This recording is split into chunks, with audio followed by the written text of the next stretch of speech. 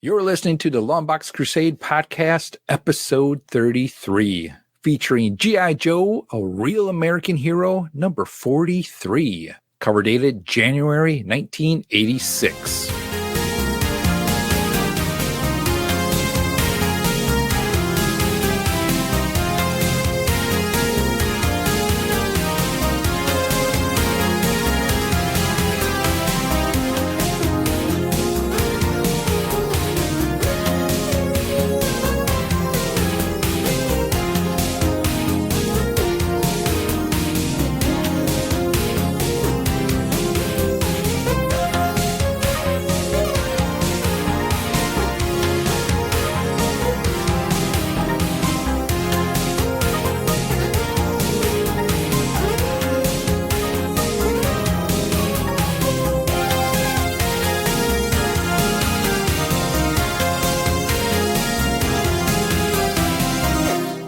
Hello and welcome to the 33rd episode of the LONGBOX CRUSADE. I'm your host, Pat, aka DJ Christados.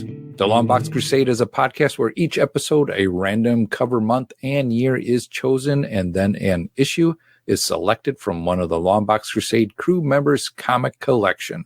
Each episode we will summarize, review, and reminisce about the issue, ads, and events of that time period. Joining me for this episode is Jared Albrick, a.k.a. Death Probe, the yard sale artist. Hey, man. Hey. I'm happy to be back on the original recipe. Yep. Box Crusade. That's not extra crispy here. No, I'd love me some extra crispy, but we got to stick with the original flavor right now. But no, man, I'm excited to be here. I've as you can see, the listeners can't see me, but I've gotten plastic surgery. Ah, yes. And going to go find a new family. Mm-hmm. You know, we've had a couple Delvins on, so maybe we just have the Delvin crew going on. Yeah. You know, it's a good plan. Yep. I think so. I think they're special agents, Delvins. But speaking about special agent Delvins, let's go ahead and talk to our very first original Delvin, the one, the only Delvin the Dark Web Williams. Thanks, Pat. I was going to say the best Delvin, the better Delvin, but I'm not. Like I'm sure this point Delvin Cox has like 10,000 followers. So the second best, but the original to the show, I have no bit or anything of that nature at all. So I'm glad that you even gave me something to talk about. But other than that, let's talk some Joe. Let's talk some Joe. Yes. Speaking about talking Joe, we can't do that without our very own Weasel Skull. He carries the necklace. Yes, he carries the necklace around him wherever he goes. Proudly. Yes. He won them by fighting a bear, I believe. Two bears. Yeah. Be exact. Yogi and Boo Boo. Oh, okay. You got that picnic basket. Mm-hmm. That little Boo Boo can fight too. Let me tell you, man. He like locks onto your kneecap and just doesn't let go. He's at that crotch level. You got to watch out for him. Yep. Dangerous. So, I'm ready to go tonight. I've got my special thermos of coffee here. So if anybody wants some of this special coffee, it's Sean's old recipe. He left it for me. So, help yourself. I've had a couple cups before the show, and I'm feeling good, man. I'm feeling good. I walked by that coffee. I damn near passed out. I don't know, man. I start drinking it, and then my Scottish accent starts setting in. It's good stuff. Rest in peace, Sean. Love your coffee. How much is left of his coffee? What do we got left?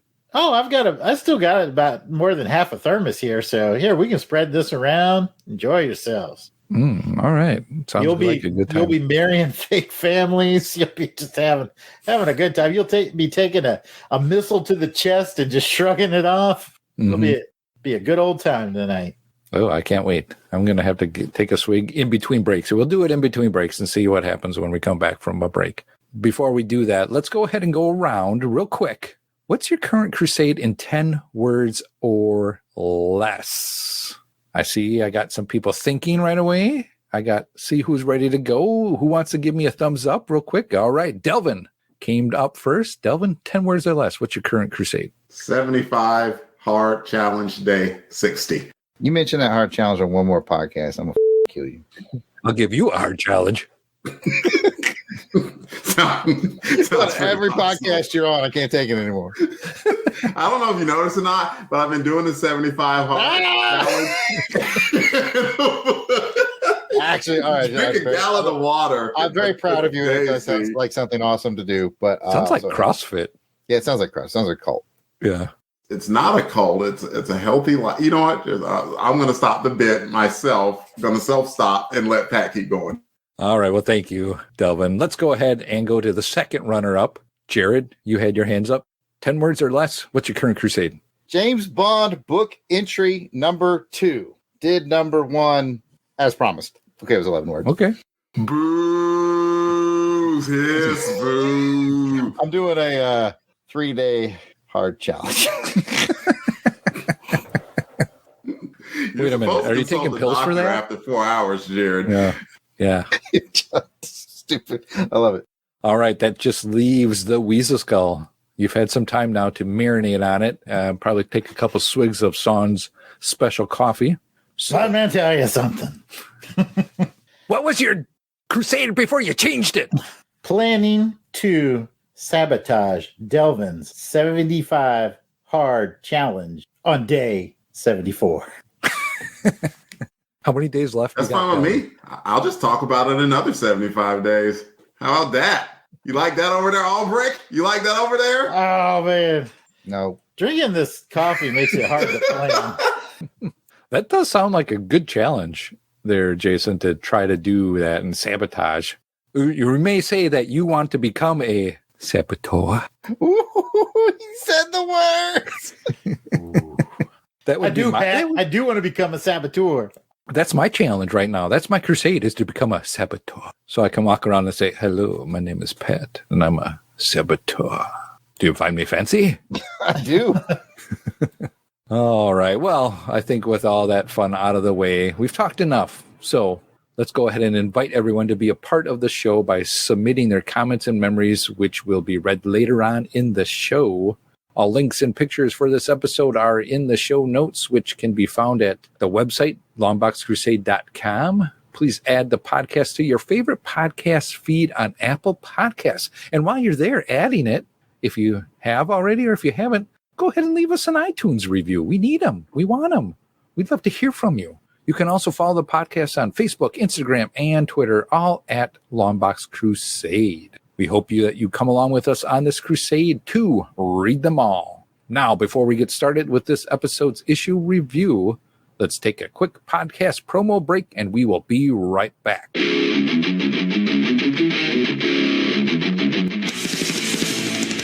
Monthly.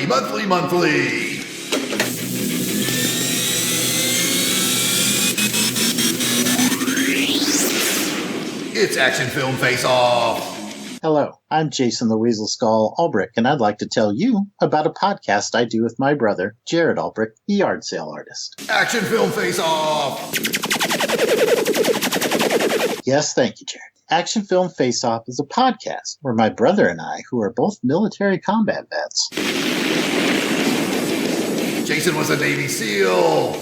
Jason was not a Navy SEAL. Jason was a military intelligence wing. But anyway, in each episode of Action Film Face Off, we select 2 different action films. Some of them have Chuck Norris. Technically speaking, none of them have had Chuck Norris yet, but it could happen because we use a randomizer set between 1970 and modern day to select our 2 films. So you'll always get 2 films, each from a different year. Our randomizer has spikes on it. We use a Google random number generator, so it does not have spikes on it. And we put the films into our Video Dome arena. It also has spikes. It does not have spikes. But we discuss the films and score them through 6 different rounds of criteria. I score Bond films very high. Okay, that's true. But anyway, by the end of the episode, we crown one of the action films the champion of Action Film Face-Off. Next episode, Jason fights a bear. Jason is not fighting a bear, but please give our show a listen. We're part of the LONGBOX CRUSADE Network of shows. Pat Sampson killed a man with a sword once. I can neither confirm nor deny that statement, but you can find us on iTunes, Google Play, and most podcatchers under LONGBOX CRUSADE, or you can subscribe to just our show by searching for Action Film Face-Off. Come see the blood fly. And that's Action Film Face Off. We do indeed invite you to come and see the blood fly. I just said that.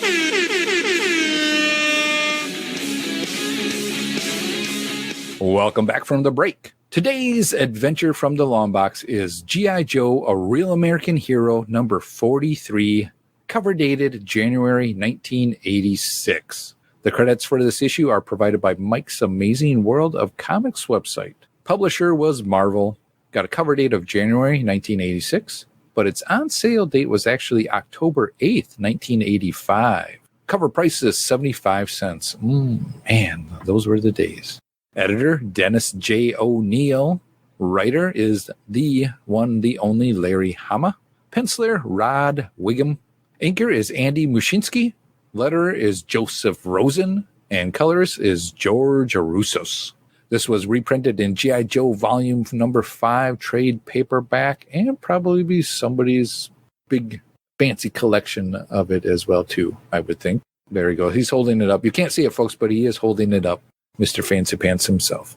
Cover credits go to the greatest, best combination in the world. Penciler Mike Zeck with the inks by John R. Beatty. Beatty Zeck, Beatty Zeck. That's enough. So we're bringing another Beatty Zeck cover with our friend of the show, John Beatty. And speaking about the cover, let's go ahead and get a cover description from Jared. Peek behind the curtain, listeners. I actually forgot to prepare it, so get ready for an off the cover. Ooh, I like that Had phrase. time for those extra words, but didn't have time to come up with that cover. I see, Jared. Well, I'm in a hard challenge here. He's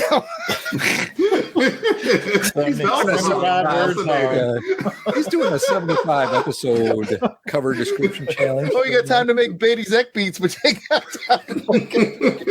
35 word challenge, right? Oh. Here we go, folks. Here we go, folks. I got you covered. No pun intended. Well, it's kind of intended. Here we go. So you've got your G.I. Joe logo up top, and it is in a yellow font this time, but it still has the red, white, and blue streaking off to the right. To the top left, even after 43 issues, we still see our man Grunt, man. He's still getting a little bit of cover time. He's like, I'm still part of the team, damn it. All right, the main action is a pretty memorable cover because it's kind of bizarre. It is the cover of course, Beatty and Zeck, where they basically did a skeleton shooting an M60. He's hooded in a brown tunic, shrouded in mystery, but it's a skeleton shooting an M60. It's an offbeat cover, but a memorable one. But I'm sure we'll talk about that. But there's your description. Hooded skeleton, M60. What more do you need to know? All right. Thank you, Jarrett, for that cover description. Off the cuff. I love it. Sorry, it was a little bare bones. Yeah. You got by. I can do a better one tomorrow. I'm sorry, tomorrow. Oh. I'm like, what? Okay. Yeah, you're a numbskull. All right. Well, let's go ahead and move on to what we think of this cover art. And let's go to Jason. I really dig this cover. Mm-hmm. First off, it's very subtle, but I think the gray star on the G.I. Joe logo really kind of... Oh, yeah.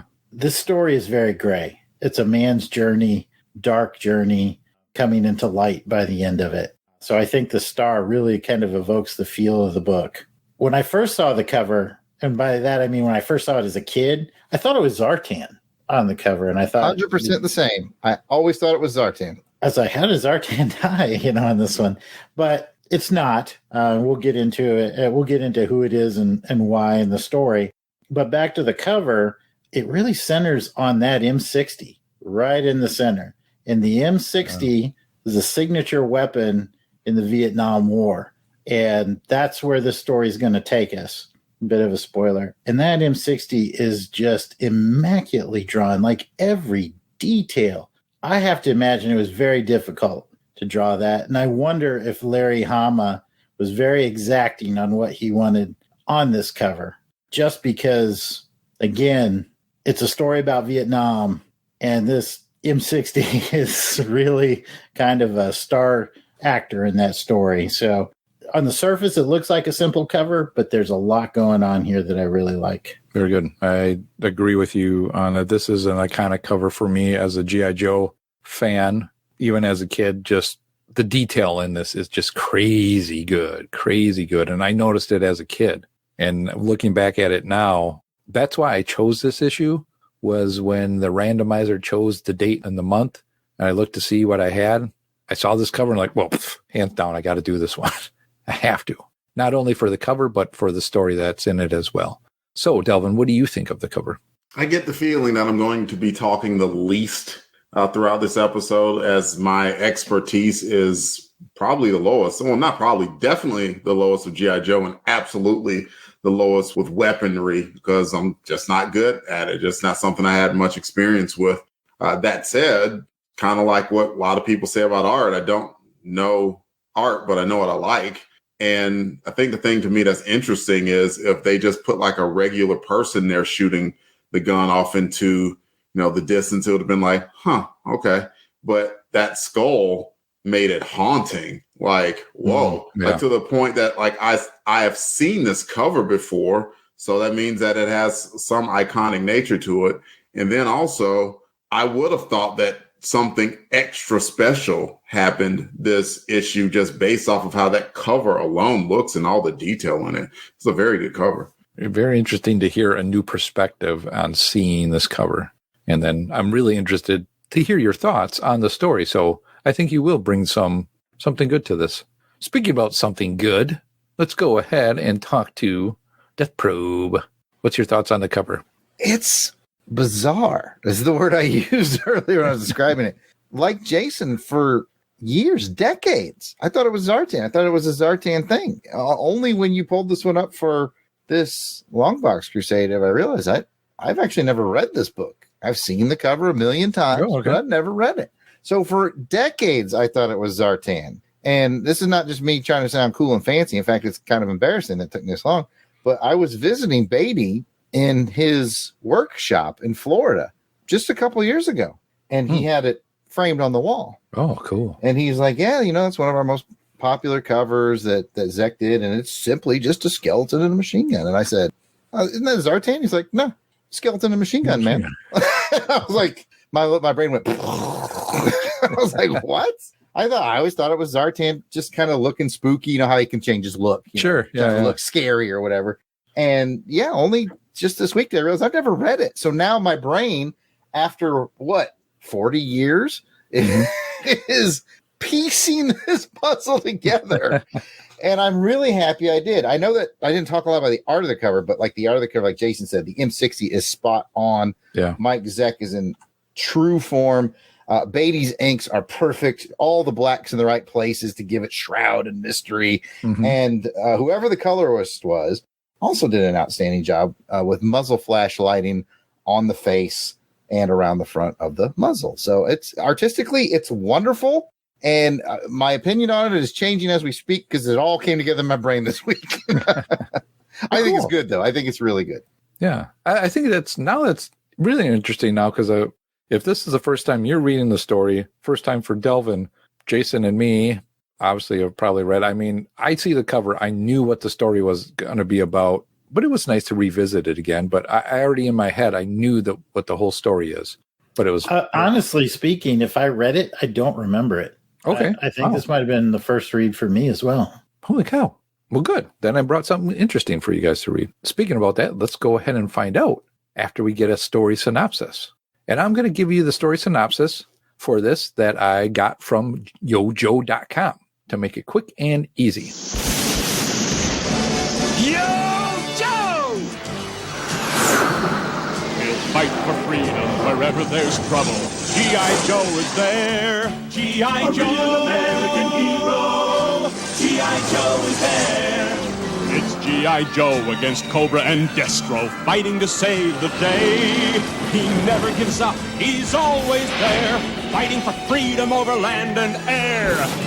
G.I. Joe, American hero. G.I. Joe is there. G.I. Joe is the code name for America's daring, highly trained Special Mission Force. Its purpose, to defend human freedom against Cobra, a ruthless terrorist organization determined to rule the world. He never gives up, he'll stay till the fight's won. G.I. Joe will dare. G.I. Joe, American hero. G.I. Joe. And the title goes like this. It's Crossroads. And we have Wade Collins, Fred Broca, confronts Stalker and Snake Eyes about leaving him behind in Vietnam. He was a POW, which means prisoner of war, and then returned to the U.S. to join up with Cobra. At the same time, the Softmaster discovers who really killed the Hardmaster. As he is escaping from Springfield, he causes a car accident that includes Candy and Billy. The Softmaster stops to help when Scrap Iron fires a missile at them. The Softmaster sacrifices himself to save Billy and Candy. Then Scrap Iron kills Candy and apparently Billy. Well, we'll find out. With the story synopsis out of the way, let's find out what you guys thought about the story. And let's get an opinion from Delvin this time. I definitely didn't know some of the characters. I'll talk about the main story. It was interesting. It was sad. Yeah, this is a little darker one. I can understand if I were an average Joe, no pun intended, and I were left on the field of battle by my teammates, and then I was basically nearly brought back to life and tortured like I was. I could imagine how much anger and resentment that I might feel. So I don't think anyone just looked at this dude who wound up leading a double life and thinking, well, this is a bad guy. He was not a bad guy. He was put in a horrible, unimaginable circumstance. So that main driver of the story was a pretty gripping one, and it had an interesting ending. I agree. This one was a little moodier, darker mood to it. A lot of story, character moments in it that tell you how the main characters, Wade and Snake Eyes and Stalker, kind of together like that. And reading this as a kid in 1986, the Vietnam War and all that was always in the big movies that were around there at that time. I'm a big sucker for those movies where they go in and free the prisoners, things like that. What's trying to think of the one that I really love the most? It's the one with Gene Hackman, isn't it? Yes, it's the one with Gene Hackman. Uncommon Valor. Yes. Oh man. I watched that with my dad. My dad served during that time frame, those time frames too, and watching that with him and not knowing at the time that I was a kid, what it kind of meant for him to see that. And, now I think back and watching that, it just brings back some memories for me as well too. So Jason, what's your thoughts on the story? I think that this issue really encapsulates why Larry Hama was the best and probably, in my mind, the only writer that could make this book so good. You have to remind yourself in this issue that it is a toy franchise, right?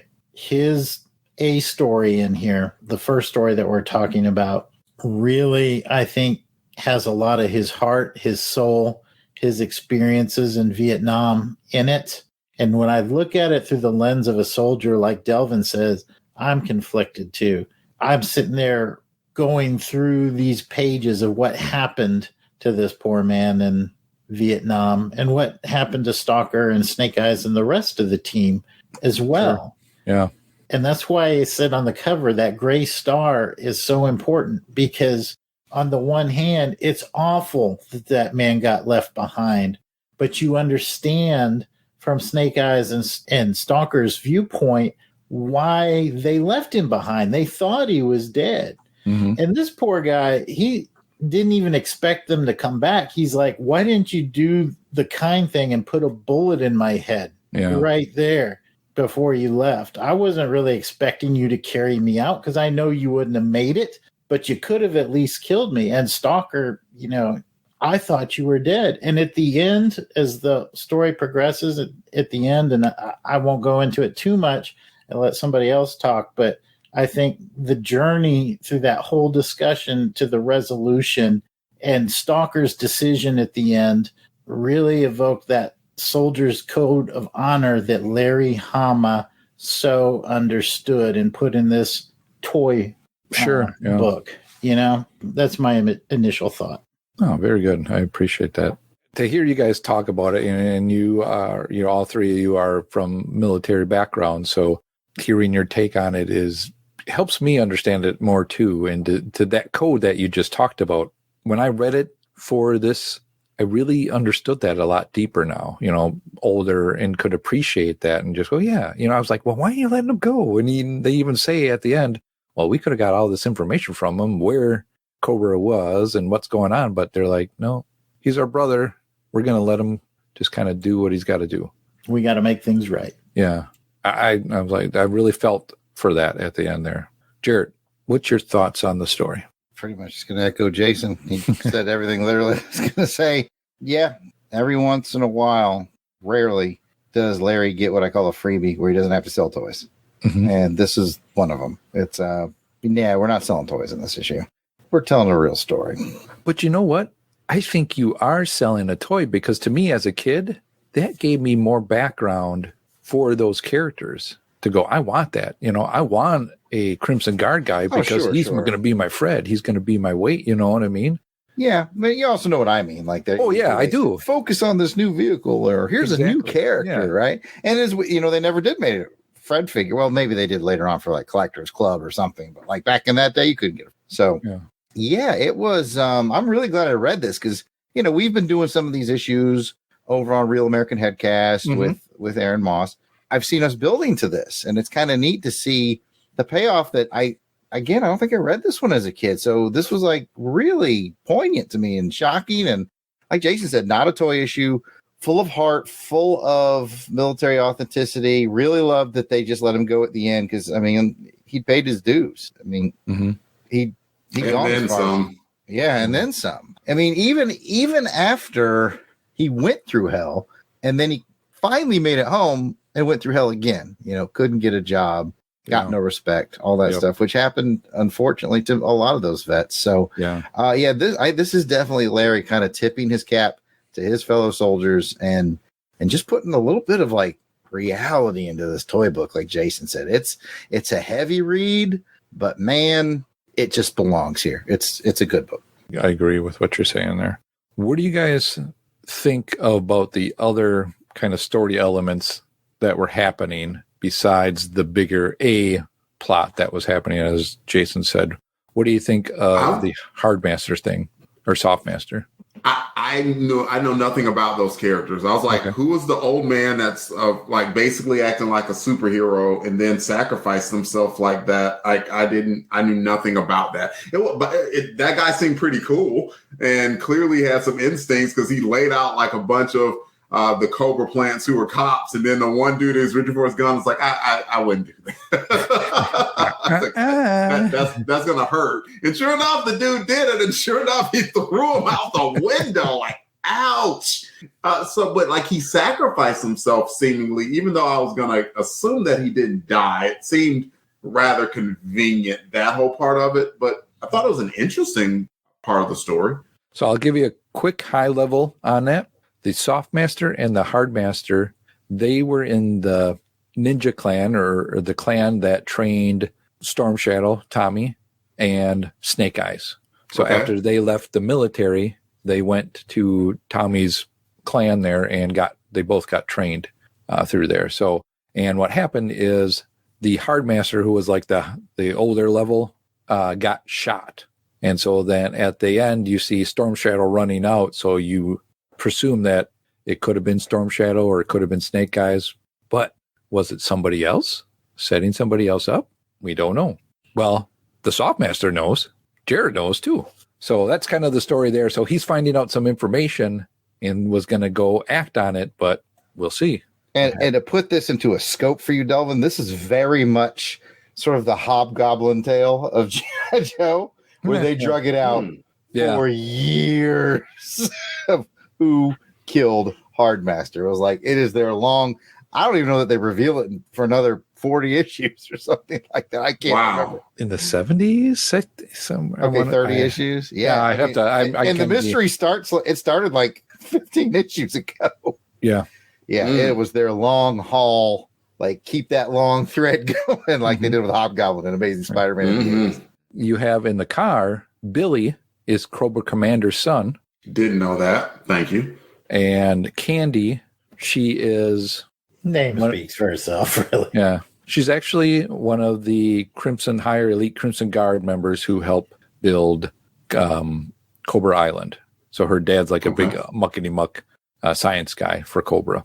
Now, I don't know if I honestly don't know if just her dad is. I don't know that she was so involved in it. No, I don't think just the dad. She's finding out what her dad is doing. Yes. Because she's actually the girlfriend of Ripcord. Ripcord. Yep. The plot thickens. And which is, you can just tell, just these layers and the things that were going on with this when Larry was writing this, how he's all layering that in. And then you have that, this tragedy that happens, not only to Wade and, and to Stalker and Snake Eyes too, for, realizing that, hey, their buddy, this happened to him. And the Stalker was right. He's like, man, I'm sorry this happened to you. But just the other thing that's happening with the other characters in the book as well, too. Meanwhile, in this time in our lives, Jared is making fun of me, saying that X-Men is too much like a soap opera. I stand by it. Anybody have anything else on this story? I know we talked a lot, and I think it was pretty good. I really appreciated your guys' thoughts on it. Yeah, there's a lot going on in Springfield. I mean, the only thing that was missing was the freaking Simpsons. All right, just for your knowledge and any listeners not as familiar with G.I. Joe, Springfield is a complete town, an entire town made of Cobra. Like, it was their hide in plain sight thing. Like, they are just this regular town that looks like Leave It to Beaver, but literally everybody in town is Cobra. Yes. That's kind of like their base. Didn't know that. So, yeah, I appreciate it. Yeah. Cool, thanks. It's kind of fast. It's one of those cool things that Larry does. Is like, never really seen it in any other comic. Like, where's their secret base? He's like, no secret base, plain sight. Yeah. But they just hide it. I'm like, oh, that's clever. Mm-hmm. Of course, they also have a secret base. So that announcement. Now they got an island. Yeah. Now they got an island. All right. Well, let's talk about the story art in this one. What do you guys think of the art? And we'll go with Jared this time. Good old Rod Wiggum. He's the. Who do I want to compare him to? Wait, who was the original artist on Joe? Herb Trimpe. Rod Wiggum is the Herb Trimpe of this era. It's not super flashy, but it's cranked out and it's done. Everything I read behind the scenes is Larry's a bit of a bear to work for. You see a lot of pencilers kind of come and go. He ran off a lot of pencilers on G.I. Joe. And I noticed that Rod Wiggum stuck, which means he had probably a lot of patience. A lot of work ethic. He probably worked fast like Larry needed him to. He probably got Larry's vision faster than most. And he puts out a good product. Again, the interiors are not in league with a Zek and Beatty cover. Sure. But it's that workman-like, getting it done, not bad, crank out the pages. And that's what I think is going on here. As a kid, I'd be like, oh, it's not Todd McFarlane or whatever. But like as an adult, you start to realize that the guy who can crank pages is the guy in comics. So I tip my cap. Mm-hmm. Jason, thoughts on the art? Just kind of picking up where Jared left off, it got me thinking that there are sometimes I think that the cover art can be too good for the interior art. Like it sets your expectations so high that when you open it, your initial reaction is like, what? This doesn't look like what's on the cover. And I think I had some of that feeling as a kid growing up. But like Jared was saying, now that I've read through it, I really appreciate the artist. Not flashy, not spectacular. You're not getting the Jim Lee, Mike Zeck, pick your top tier artist here. But a couple things that really stand out to me. Number one, there is a tremendous amount of violence that's being described in art and form in the Vietnam part of the story. And as I look at the action sequences, it's drawn in such a way where it really makes you feel that violence and the chaos and the panicking of that moment without having a lot of gratuitous bloodshed. And it's just well laid out, well drawn. Number two, I think that he did a really good job of Soft Master and really displaying Soft Master's fighting skills, where you just see Soft Master move and then some fool's laid out on the ground or flying through a window, And then finally, I think that the very end action scene where Softmaster sacrifices himself, again, not spectacularly drawn, but drawn in such a way that you have a high-speed chase that you can really track panel by panel what's going on and feel the timing of just making it past the railroad tracks and the speeding train, only having Softmaster having to make an instantaneous decision. He's basically gotten away. Does he have enough time before the train passes to save the 3 innocent lives, to go back and save the 3 innocent lives? And then finally, Scrap Iron outmaneuvering him, climbing up that pole and destroying the Softmaster in the car and presumably everybody that's inside of it. But again, we don't really know because the violence and the energy is done in such a way that it really promotes the action, the exciting elements of it without being overly gratuitous. So I think that the artist really deserves some credit for walking a fine line, telling a very tough, visceral tale in a way that young readers could read it and enjoy it and understand it. I agree. I think your last point there, as young readers being able to read it, visualize it, this heavy, deep story that was being told. Me as a kid at the time, 1986, I was early teens at this time. So yeah. This was one that when I read it again and again in my read-throughs, like I said, when I see the cover, I know what's in the story and I know what's happening. Yep. Delvin, what's your thoughts on the art? I don't think I can say anything that Jason and Jared didn't. So I'm simply going to point out that it was somewhat funny that I made a Simpsons reference and then this guy's last name is pronounced Wiggum. Back to you, Pat. Good job, boys. And it's in Springfield. That's right. You gotta love what you do, Chief. I'm going to try all these Simpsons voices tonight. So bear. Okay. All right. Well, yeah, you're right, Delvin. It's the art in this and that, like you said, I think Jason and Jared really covered it very well. But speaking about the art in this, let's hand it over to Jared for his patented Longbox Crusade, the original recipe segment. Yeah, don't be fooled by those other podcasts who've stolen it from us. But we still love those guys. You're at a convention and Rod Wiggum or perhaps Andy Mashinsky's there. One of the two. They've got original pages. They're black and white. They're looking good. Delvin, you look like you got a joke. You came off me. I thought for sure you. I do. I'm like, dude, the Zek cover. I don't care. Those are interiors, but I'm not going anything else but the Zek cover. You got to take something from the interiors. No, you can't make me. No. Eat the cat poop. We're going to check the bylaws. No, this is the Longbox Crusade. We don't do halfsies and we don't do covers. What? That is not one of the bylaws. Halfsies, yes. Cover, no. All right, listen. We're all taking the cover. All right, we all are. We know that. Now let's look into the interiors and see what we take from Rod Wiggum or Andy Mashinsky. And if Rod or Andy's listening, he did a fine job. It's just hard. And the Beck and Zadie. I'm getting them all mixed up. The Zek and Beatty covers are just, it's the golden age of G.I. Joe. I tell anybody when they're like, what should I start? I'm like, any cover that's drawn by Zek and Beatty is a great book to read. Anyways, let's look at the interiors. Okay. What page you taking? Pat, we'll go to you first. I'm tossed between two, but I'm going to go with page 3. It's the flashback that Wade starts with in the beginning where you see his face and then you see the Vietnam flashback and just that of the 5 soldiers there kind of in the line doing their thing there. It gets me all the time. And whenever I see this cover, that's the image that I see from it. The other part, though, I want to mention is we talk about why the cover is like that. Towards the end, when Billy says, all I see is death, you see the Grim Reaper kind of with his, that Reaper-y staff that he's got there. Scythe.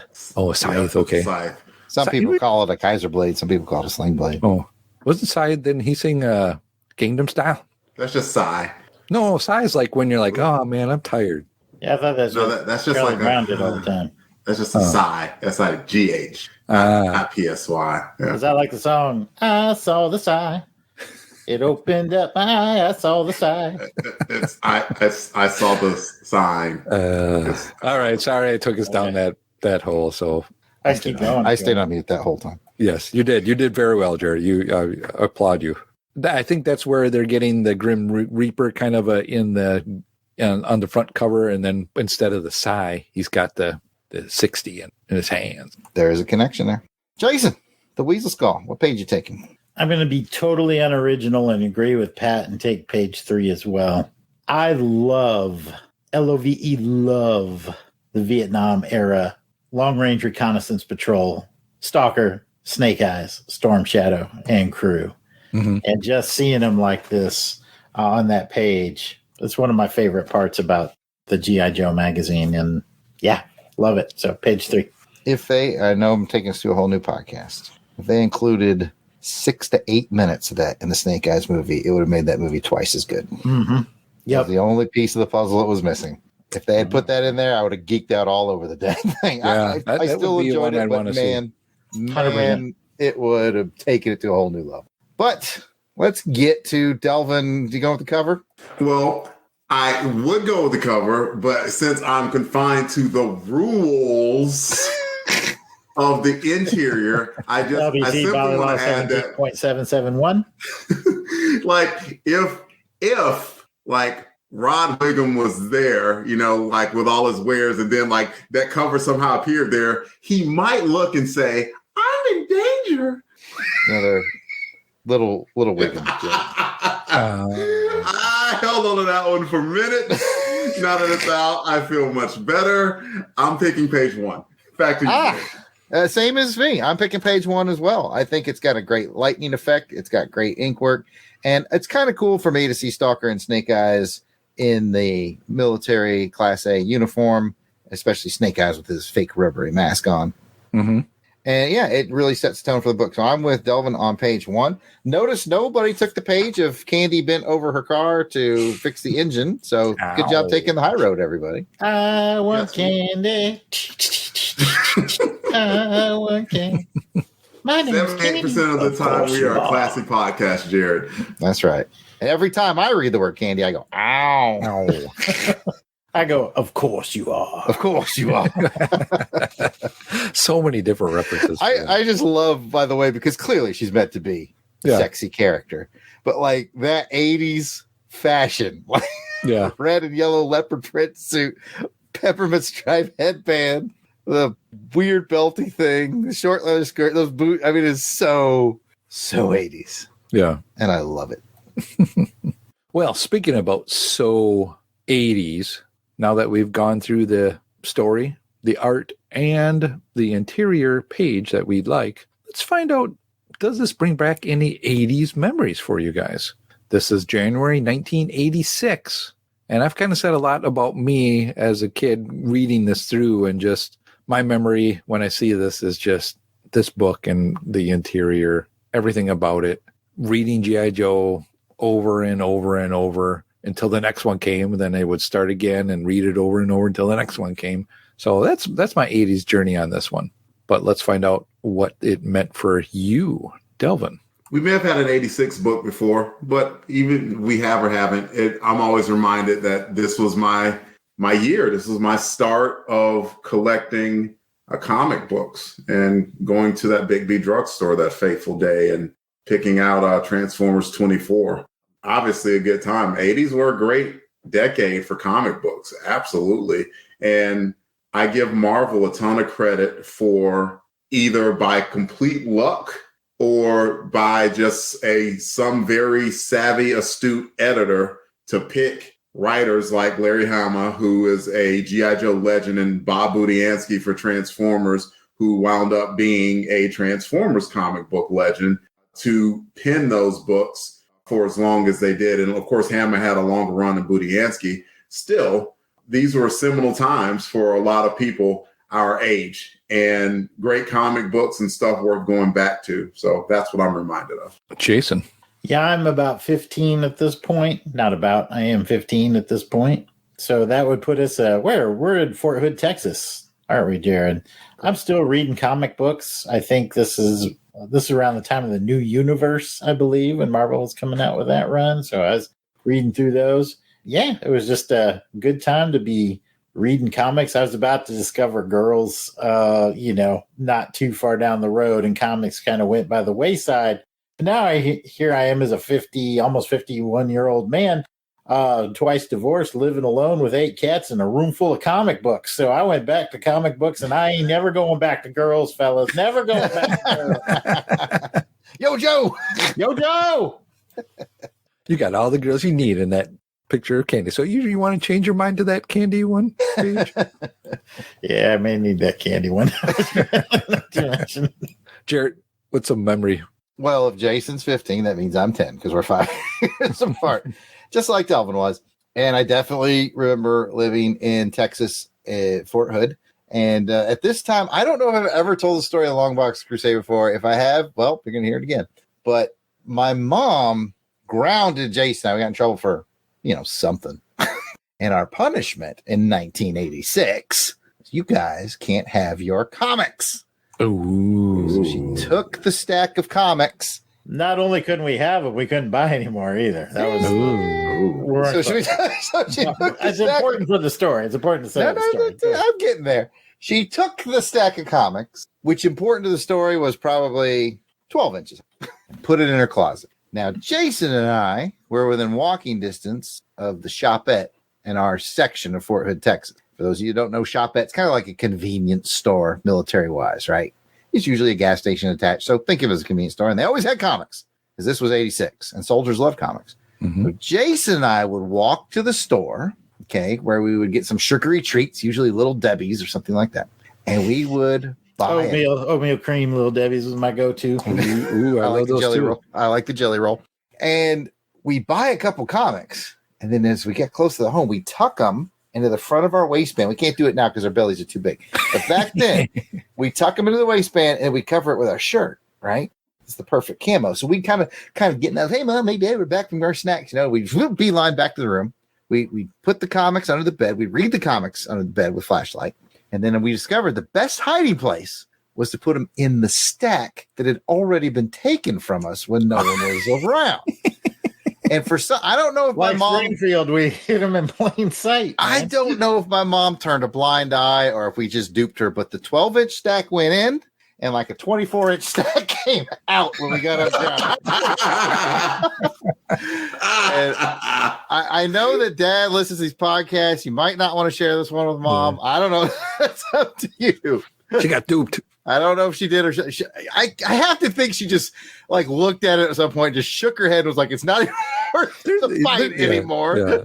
There comes a point, I think, like, with your kids, when they do something like that, very inventive. And like, well, you know what? It took a shot. They outsmarted me this time. Yeah. Do I really want to battle this? It's so weird because that event just really ties in. It must have been about this time where Marvel had their anniversary and they were doing those covers where it was like a zoom in of someone's face, like Snake Eyes was the Joe cover, and there was a border of all the Marvel characters going around the border of the cover. That was the assistant editors month, as I recall. Whatever it was, yeah. That was around this time because I remember a few of the books in that stack were of that run. Yeah. Okay. So there you have it. There's Jason and I's childhood.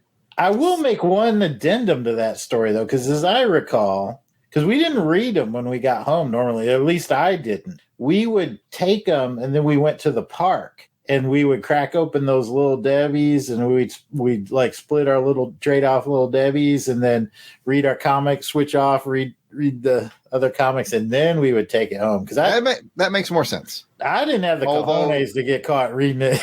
Although we did sometimes come back under cover of darkness, and we had what's called captain's beds that are meant to be put up against the wall because they have drawers built into them. But that means if you pull it away from the wall, there's about a 2-foot space back there. Treasure back there. You can hide a boatload of treasure back there. And I remember because Jason and I both in that space had like a sleeping bag and a pillow. There was like a bed under the bed. It was like a little cave you go into. Yeah, a little flashlight. And I remember reading some down there, but those are probably the ones that we did under cover of night. Yeah. Most of the time we probably did read them at the park. Now that Jason mentions it, that does sound right. Fun story.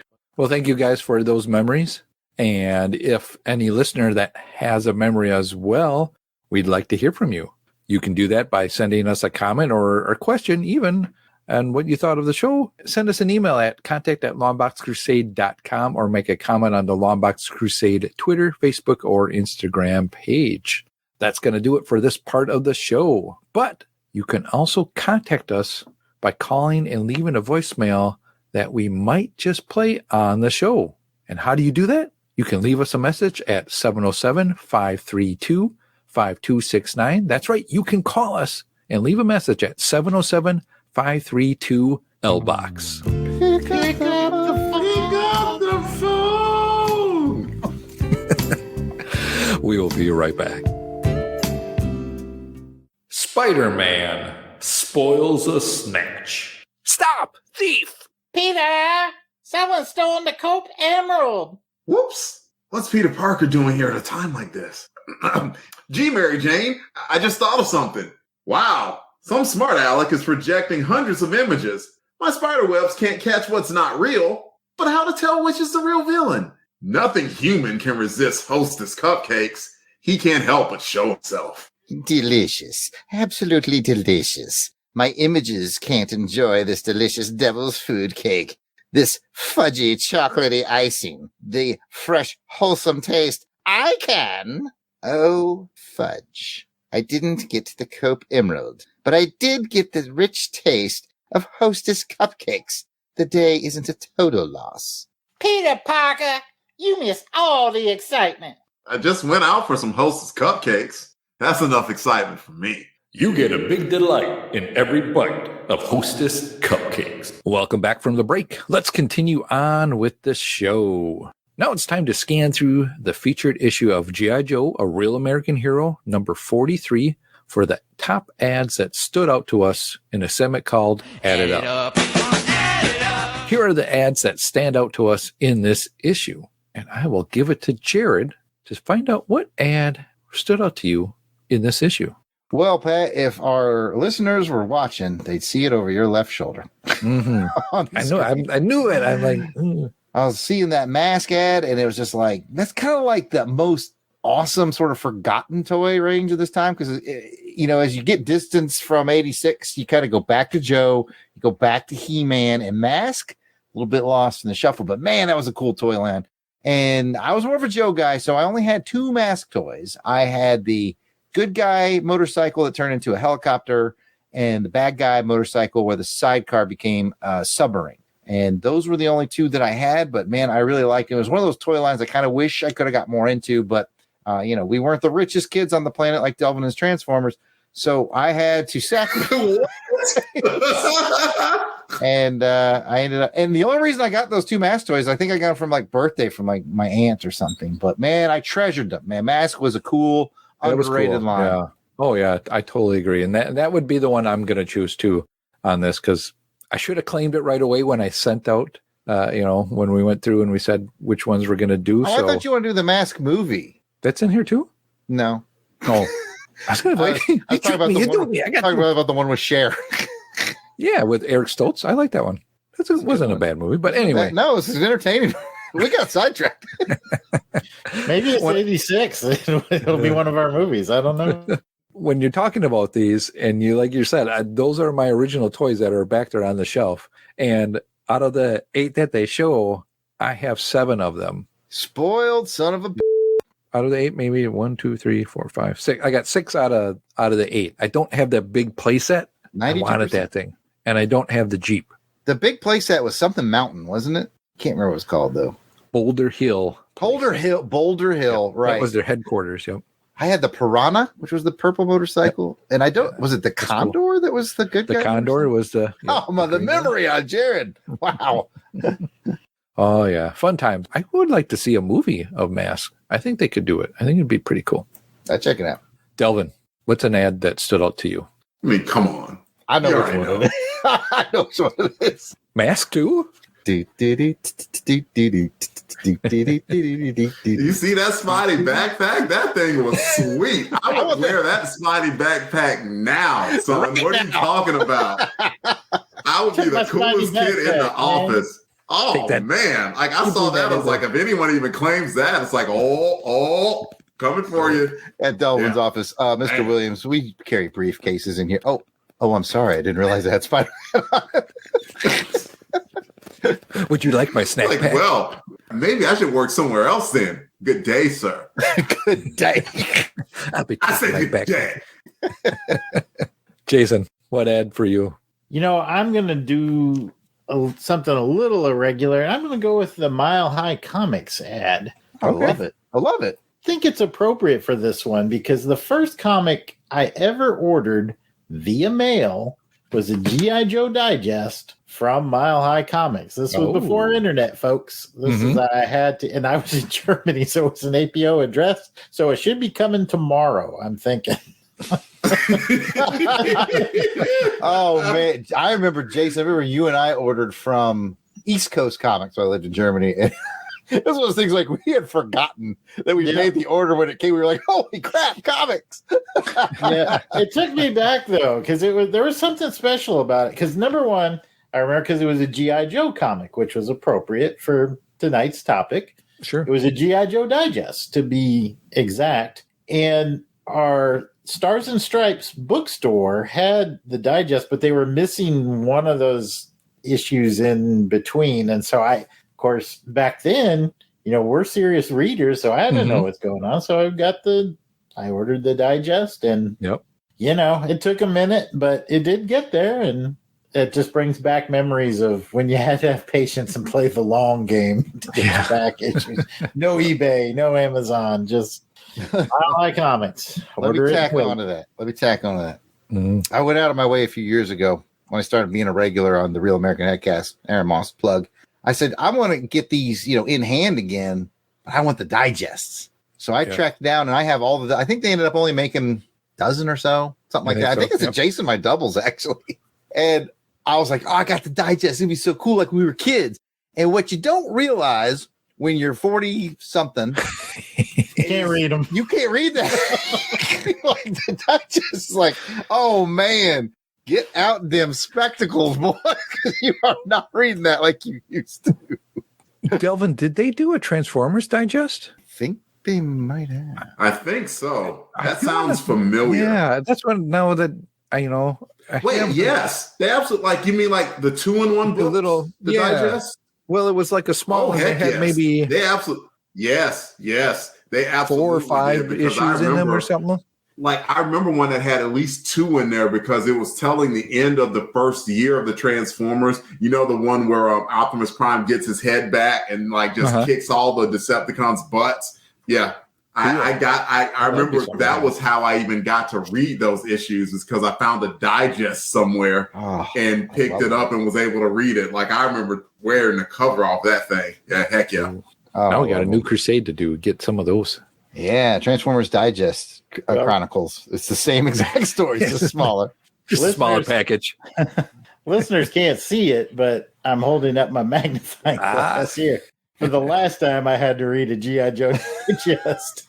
So, the worst thing is not only is it smaller, but the print quality is a little worse. So sometimes the words are just the blurry of the And I don't mean to make this segment longer, but I'm going to. I got to give a shout out to the ad that I always thought was super cool. It was the 3 posters that would glow in the dark, or they were day glow, or there was that. I love that ad with the robot and and you could put all 3 together to make a scene. And I have never in my life seen that in the wild. I've never known anybody who's had them. I've never seen them hanging up in a comic shop. I have never seen those posters. So if you have them, please drop a picture on Twitter at LONGBOX CRUSADE. I want to see those posters so bad in the real life. Oh yeah, that'd be cool to see. And did you get to keep the neon laces for your tennis shoes? Oh yeah, you got it free with the poster. 80s was big on neon, wasn't it? Oh yeah. Well, I would wear those neons at the roller skating rink because then when they put on the black lights and it was the music would, man, my laces would glow all cool.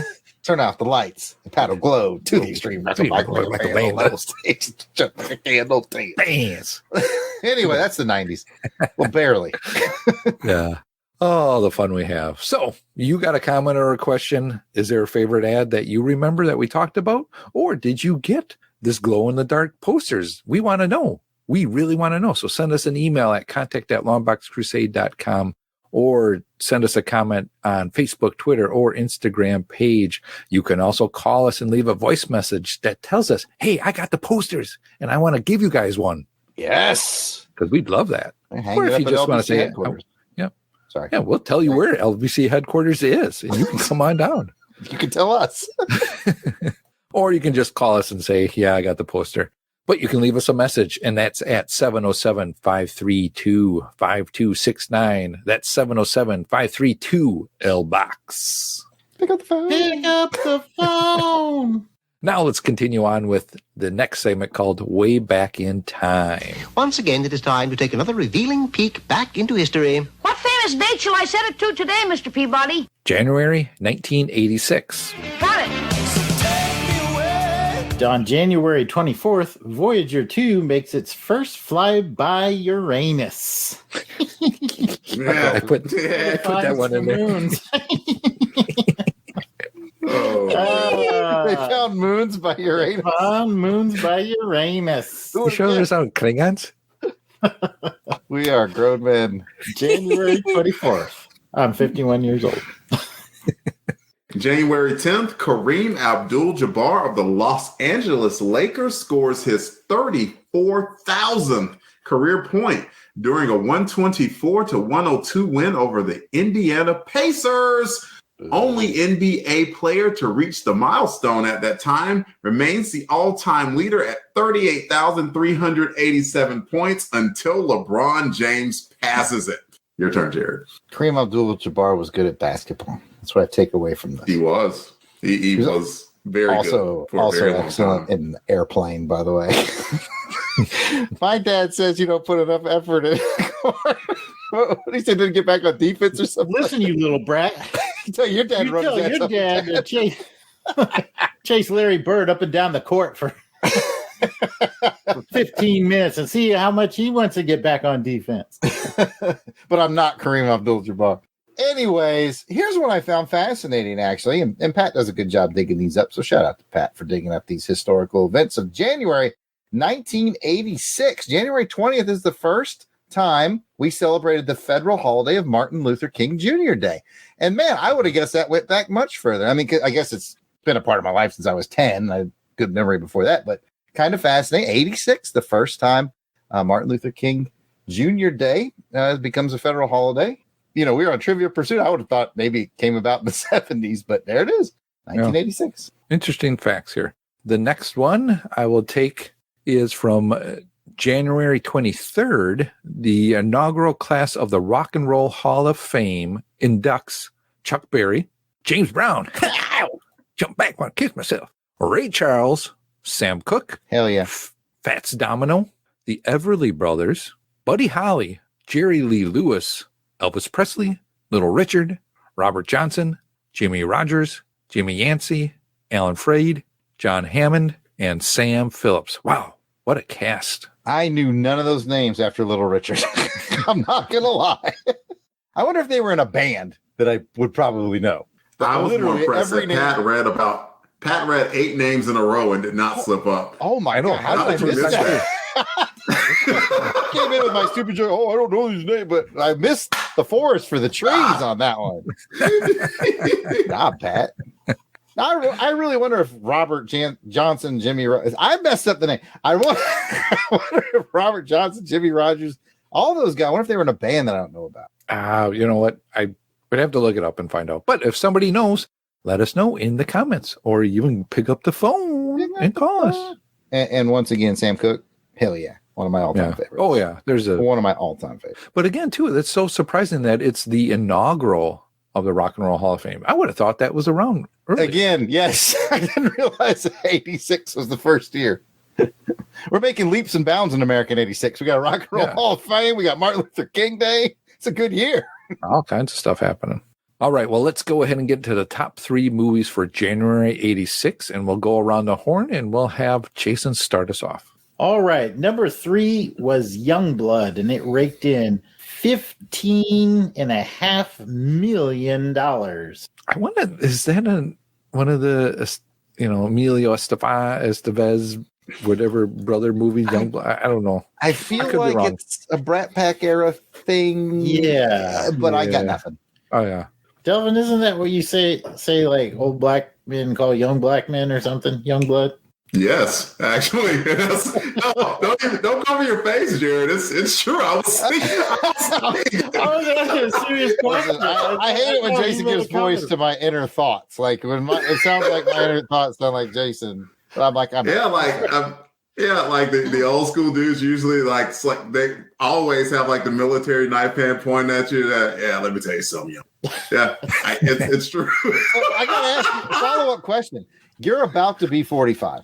All right. Have you ever referred to like a 12 or 20-year-old as a young blood? Like, have you taken? No, I have not yet. Like, I have gotten to. I've not gotten a young blood state, but I have gotten to the point like somebody in their young 20s. I'm like, yeah, this kid or whatever. I'm like, it's not a kid. That's a girl. It's like, no. They're kids. Yes. Like I said, I realized there was a point in my life where I was sitting next to a very attractive woman on a plane, and she revealed to me that she was like 19 or 20. And I immediately just started giving her life advice. Like old Jared would have like flirted with her, but new Jared was like, "Let me tell you how to get your priorities straight." That's when you know you've gotten old. Start saving for your future, young lady. Have you invested in a 401k? If you just set $50 aside now, you'll be a millionaire by the time you're 62. It'll reward you later. Okay. All right. The number 2 movie. I looked at the script. Don't have to look at it anymore. It is Iron Eagle. Made $24 million. Ask me what you will about that movie. I've seen it a million times. It also had Louis Gossett Jr. in it, who I am certain has said young blood. He might have said it in that movie. I think that was the young pilot's nickname, wasn't it? In there, Young Blood. Or Oh, that's one of those movies that's just so 80s fun to watch. But like from an Air Force point of view, it's painful to watch because you're like, wait a minute, a bunch of high school kids are able to steal fighter jets. Dude, look, they left the keys to the F-16 in the plane. Like, I don't know about that. But you put that part of your brain away and you have a blast with it. yeah, that was a good movie, fun movie. Yeah, doesn't the Air Force have like safety chains like we do for like our Humvees and stuff? Yeah, clean up the controls. You don't mess around on an Air Force airfield. Like the running joke is, if you take someone to visit the airfield, you tell them, "Hey, go up and touch the plane," because you're not going to make it. There's literally security guards that watch 24/7. And if you go anywhere near the plane, they're coming to get you. Which is weird because in the Army world, you can go touch the plane. They like I've worked on the Army base for years, and they don't care. It's very weird. Anyway, what the hell are we talking about? Iron Eagle. All right. Well, let me get to the number 1 movie. Do it. The number 1 movie, 1986, January of 1986, is Down and Out in Beverly Hills, which I'm quite certain had Danny DeVito, I think Bette Midler. It made a little over $62 million. I have seen it. I don't enjoy it so much. Like, Wasn't Nick Nolte in that one too? I think you're right. I think he played the homeless guy. Yeah, he was in that movie. Yeah. And, like, I've seen it, and I just was under like number 1 comedy of January 86, $62 million. You're like, oh, it's got to be real funny. It's got Danny DeVito. Like, I could probably name easily a dozen Danny DeVito movies that are funnier than that. So, yeah, it didn't seem so much funny as it did cruel.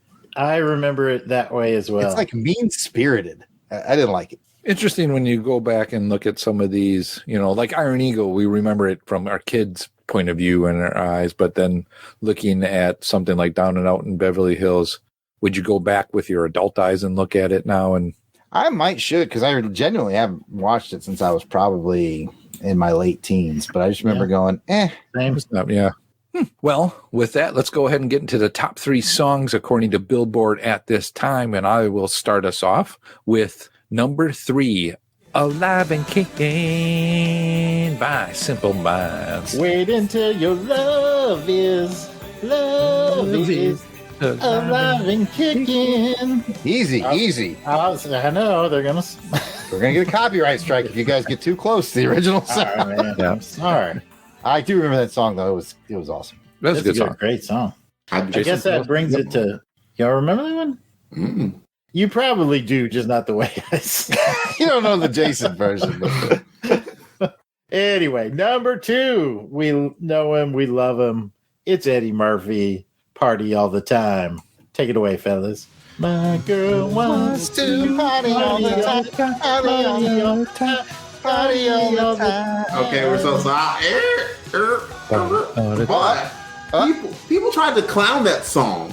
Like, it's good. They're like, oh, that song's terrible. Eddie Murphy. And I was like, Rick James was on the song, so how bad could it have been? Yeah, I was just about to bring that up. Settle down. Yeah, settle down, new age people that like, any artist nowadays. No, it wasn't that bad. It was not. I'll still say to this day, too, I love the Bruce Willis album that he had, The Return of Bruno. Yeah, it's a fun album. And Don Johnson's album wasn't so bad, I feel like Michael Thomas is not memorable, but I don't know. She got a roof that don't leak. We got to stop mentioning songs around Jason. Yes. This is number one and get it over with. In like the 90s, 2000s, which was your guys' time. This is my time to shine. This is Goonies time, man. Oh my God. Literally was good. The number one song was Say You, Say Me by Lionel Richie. Oh. Yeah, and when you say it, you need to say it. Say it together. Yeah, naturally. That's a great song, especially when it picks up the beat. Ding, ding, ding, ding. Whoa, whoa. I don't want to, I don't want to be too close. I'm already going to go listen to Sam Cooke. I might listen to that on my walk tomorrow. I'm doing the 75 hard challenge, Jared. Like you do. Can we get Jason to We'll find a friend too. All right. Well, that's going to bring us to the end of this part of the show. You got a comment or a question, send us an email at contact@longboxcrusade.com. You can also follow and leave a comment on Twitter at LongboxCrusade. We will be right back. Hey folks, this is Jared Albrick, aka the Yard Sale Artist and semi-regular co-host of the Longbox Crusade podcast with Pat Sampson. Pat came to me recently with a fantastic idea on how we might get the podcast community involved in taking some action to do some good. He called this idea Comics for Courage. Comics for Courage is a concept that came to Pat after I told him the fantastic true story of when I was stationed in Iraq during my military service.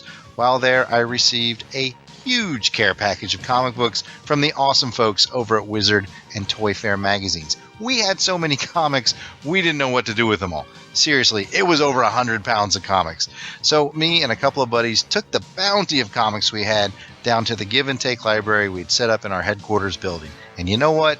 Within 24 hours, all the comics were gone.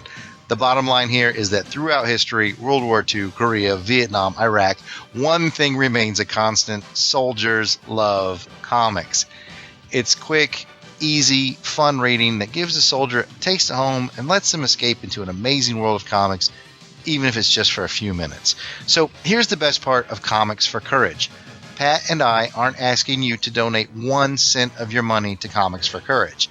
What we would love is for you to donate your excess comics. You know, those ones that are just kind of laying around.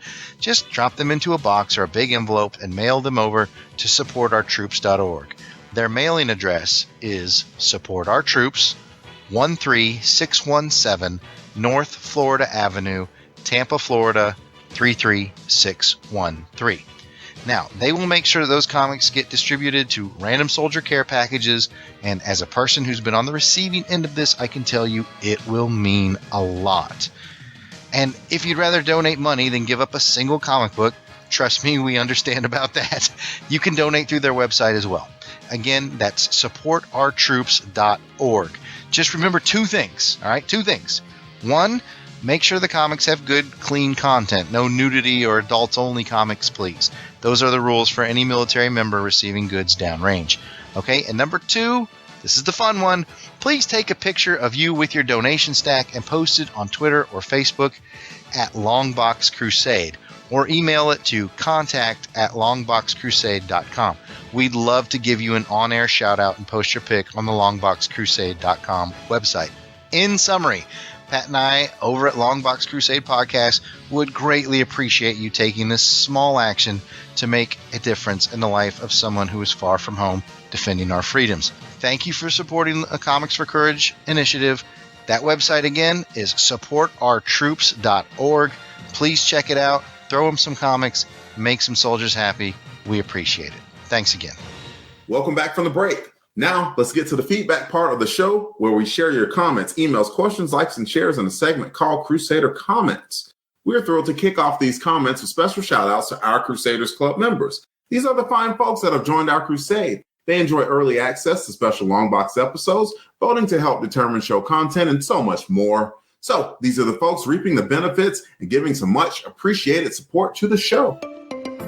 And Helica Wolf and the rest of the Wolf Pack. Ow. Ow. Ow, ow, ow. Elburn Elvis. Bill Beer. Blast it or stash it. Braxton Underwood. War Eagle Braxton. Captain Entropy. Clinton Robinson. Dave Collins. Battle Wagon himself. Gary Viola. Gerald Green. Jason Keene. Kind of tacky for you to read yourself. You know what? Never mind. Jeremy L. Jim Jarman, Jim Jarman, Jim Jarman, Jim Jarman, Jim Jarman, Jim Jarman. I hope you like Jim Jarman too. With his friend Joe Thomas. John Watson. Josh Strickland. Candace Ward. Mark Ross. Maxwell Traver. Michael Wagner. Miranda W. MVP. Captivating Kathy Bright. P.D. Devon. Paul Hicks. Rick from Jeff and Rick Present. Rob Morgan. Ross Michaud. Ryan Daly. Samantha Maney. Sean Urbanski. Spidey 67. Steve Cronin. Tim Price. Tony Pennington. And Toronto Cop. If we missed anyone on our list, we apologize. Please keep in mind that we record these episodes well in advance of release. So if you're a recent addition, we should be adding you soon. But still, no worries. Just let us know that we missed you by sending an email to contact@longboxcrusade.com and we will get it straightened out. As a reminder, you can become a Crusaders Club member by heading over to patreon.com and searching for Longbox Crusade. For as little as $1 a month, you'll get access to the amazing world of the Crusaders Club. Come check it out. Don't have any extra scratch lying around, but still want to help us out here at LBC headquarters? Please take a moment to write a review on iTunes for this podcast. Even if you just want to keep it short with just star ratings, it helps raise the profile of the show, and we will share your review on the next show. We will now discuss social media, like, shares, and retweets from Longbox Crusade episode 31, where we discuss Tarzan 11 from April 1978. Krieger Bundalo! Krieger Bundalo! Nice. It's too fun. Start it off, Jared. Armando. There was something in the air that night. It might have been Aaron Head Moss. And Helica Fetty Wolf. Aorus. Been smiley? I've been not so smiley. Bronze Age Babies. Carl Gibson. Charlton Hero. Chris Leiden. Chris at BTO Impact Books. Let it roll. Let it roll. Down the highway. Death metal.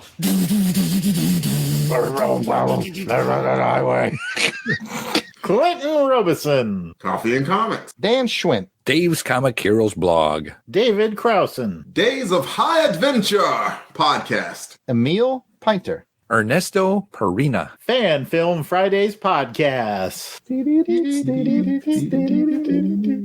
Gene Hendricks. Hits Toy Bunker. James Charles Huntley. Jeremy Spalding. George Louise. KB Chuck Hines. Kurt Spencer. Man 0022. Manuel Cañete Mendoza. Martin Roach. Max Traver. Monthly Monday Movie Muckabout. In Logan. Radioactive Dinosaur. Ray Kenny Reyes. Richard John Fuller. Richard Cassell. Rick Heineken. Rick Tyndall. Saul Lehrman. Shayna Thos. Sean P. Currens. Tarzan at That Ape Man. Makes sense. Tim Price. Timmy, come on down. Timmers, which is not Tim Price, by the way. Interesting. What's going to happen here? I usually do the beat. Oh, you need somebody to give you a beat? Anybody want to lead the beat? Ask for it, Jared. I mean, give me a beat. Sorry. No, keep going. Unpacking power, update, power, pack, unpacking power, unpacking power, unpacking power, pack. Got the power pack, don't stop. Don't stop. The power pack, don't stop. Unpack it, then pack it right back.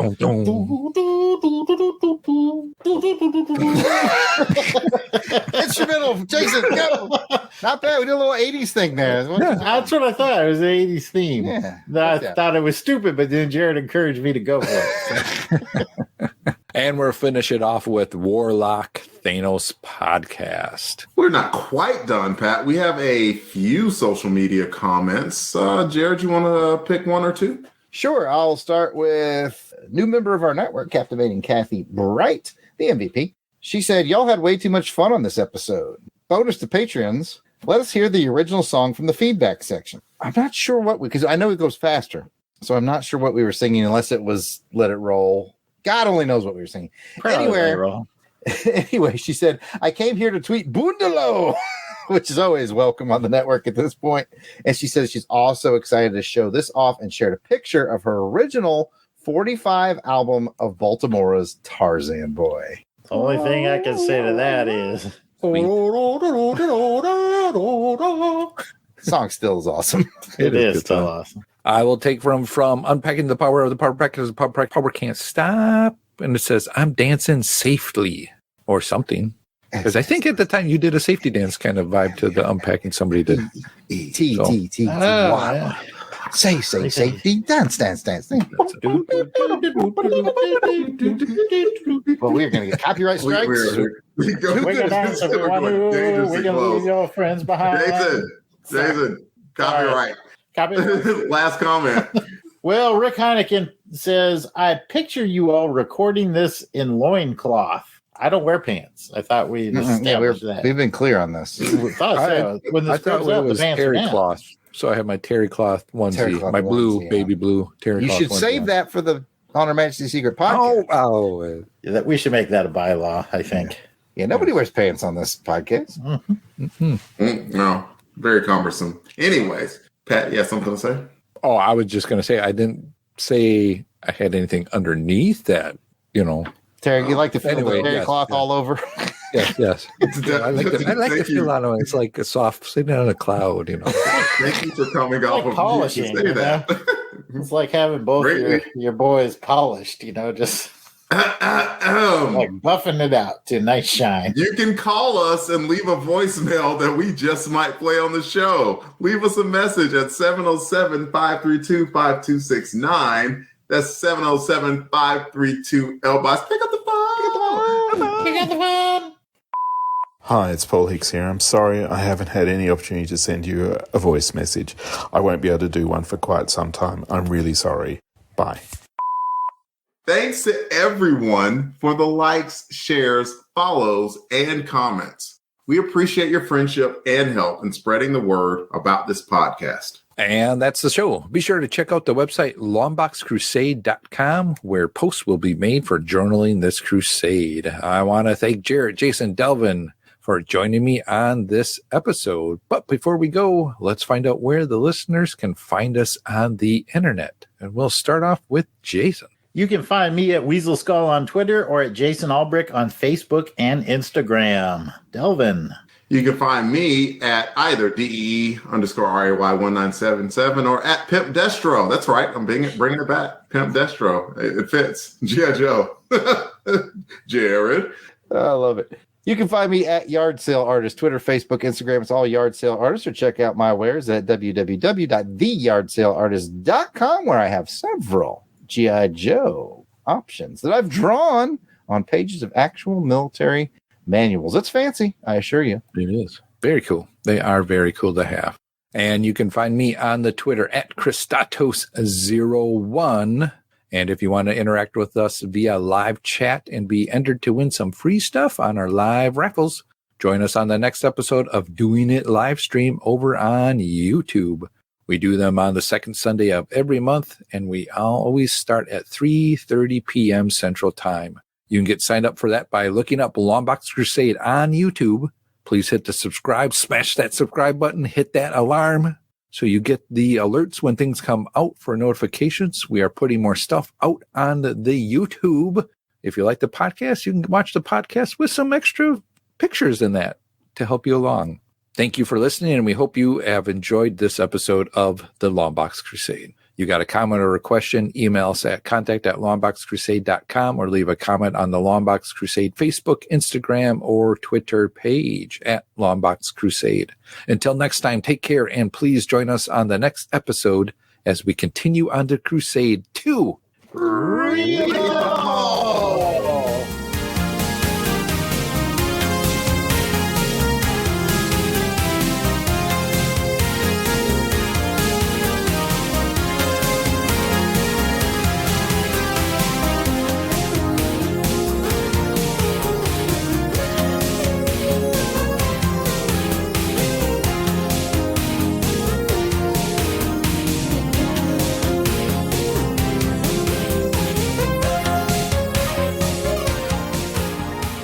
The intro music is provided by musical genius Joe November. Check out his SoundCloud at JOSEFLIM99. You won't regret it. All songs, song clips, and characters discussed are copyright of their respective copyright holders, and no infringement is intended. We are just fans that like to share our love of comics. Outtakes. So, and speaking about all kinds of good stuff happening, let's go into the top 3 movies for January 1986. Hang on, Pat. Are you singing Change Gonna Come on mute over there? If I had to Maybe. if I had to bet.